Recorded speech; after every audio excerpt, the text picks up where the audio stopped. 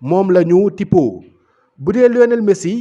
moom dafa bëgg a dellu foofu ca Barça ba nga xamante ne si fa la jógee ki joxe information bi ancien joueur bu Barça la muy Carrasco nag gars yi léegi chroniqueur la ci benn émission boo xamante ni si moom la doon def moom dafa ni carrément Lionel Messi dafay dellu Barça bu contrat ak Paris Saint-Germain jeexee xam ngeen moom de juin 2023 moom Messi dafay nekk agent libre day nekk agent libre léegi nag gars yi bu contrat am jeexee tàkk ñi nga xamante ne si ñooy Barça actuellement commencé nañ di nas ay pexe pour jënd ko parce que dégg ngeen li ci Laporta doon wax moom sax expliqué na ko moom Carrasco mu ni Messi bi muy jógee Barça digganteem ak Laporta muy seen président bi dafa ñagasoon mais nee na Laporta fi mu toll nii mi ngi koy defar te nee na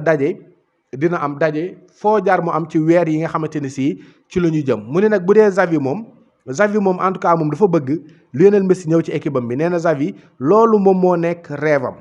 donc nag moom Carrasco nee na loolu mënul ñàkk Messi day dellu foofu ca Barça bu contrat am ak Paris Saint-Germain jeexee mu nekk information bu rëy boo xamante ni si ancien joueur bu Barça bi joxe na ko.